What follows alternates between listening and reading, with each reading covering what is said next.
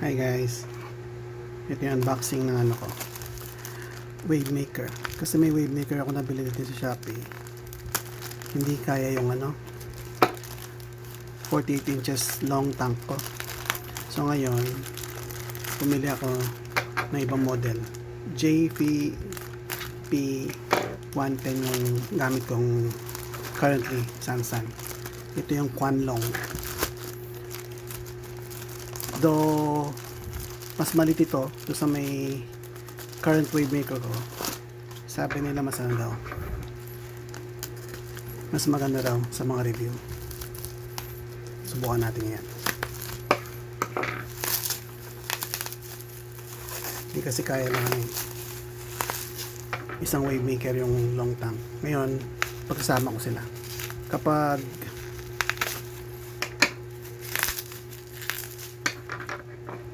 na ano ko na, tingnan natin.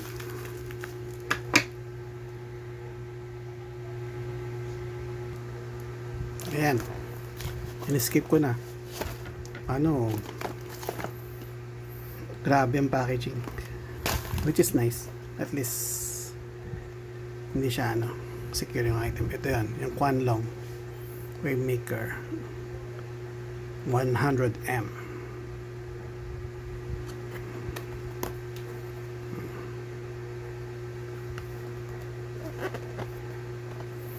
Inside the box,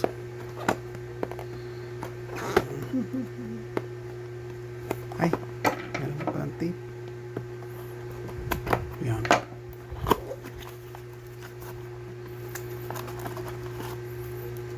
At least yung plug. Ayan o. Actually talaga mas maliit siya sa currently na gamit ko. Pero tingnan natin yung power niya. Yun lang sa loob ng box.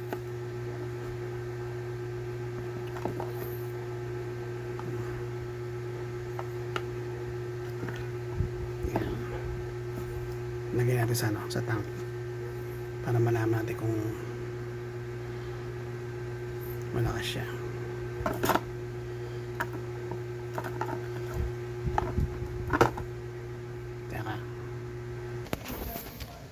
Ito yung wavemaker ko, yung SunSun.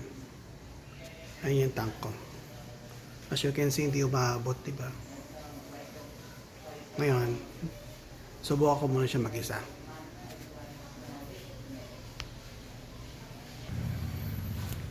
Size para sa tayo ngayon. Ito yung bago, yung Kwanlong. Ito yung JVP, SunSun. Tingnan mo, mas malaki yung isa. Yung luma ko. Tayo natin ngayon sila sa may sa tank kung ano mas malakas. Guys, tingnan nyo, mas malakas nga siya kahit maliit siya. Highly recommended.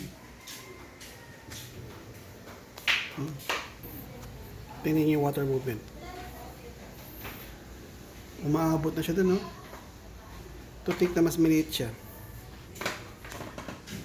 Pareho ng wattage naman yan. 3 watts.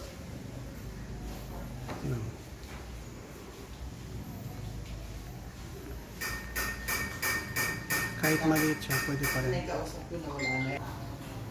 Yan o. So, highly recommend itong Kwanlong. Though mahal siya ng konti. 20 pesos. Around 20-30 pesos. Tingnan mo naman yung effect niya. Same wattage yan. 3 watts. Gumagalaw talaga yung tubig. So again, this is unboxing and review of the Kwanlong 100M. Ito yung pinakamaliit sa Kwanlong. Again guys, ito yung Kwanlong 100M. Highly recommended ito. Kung maliit yung tank mo, bilhin mo itong SunSun. Mura siya ng 20 pesos, 20 to 30 pesos. Pero same power lang kinokonsume nila. Form factor mas maliit yung Kwanlong kaysa sa SunSun.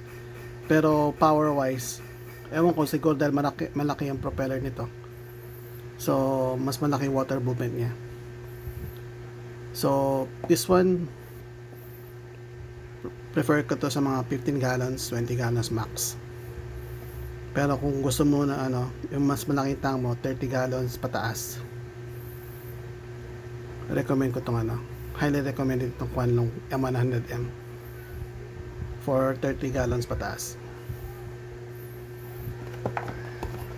Price wise, mas mahal lang ng konti to, 30 pesos max kesa rito. Ito makukuha mo to sa Shopee mga 220, shipping fee mga aabot ng 280, 290. China pa galing ito. Ito nakuha ko to, do China brand siya, nakuha ko siya sa may Philippine vendor from Shopee din. Ito nakuha ko tong 330. O yun, so mga na siya nan, umabot to siya ng maximum 50 pesos. Pero power wise, both, this one is 2.5 actually, this is 3 watts. So half a watts ang difference nila, pero tingnan mo, nakita nyo naman sa power. Again, thank you for watching. This is the unboxing of the Kwanlong 100M. Highly recommended ito.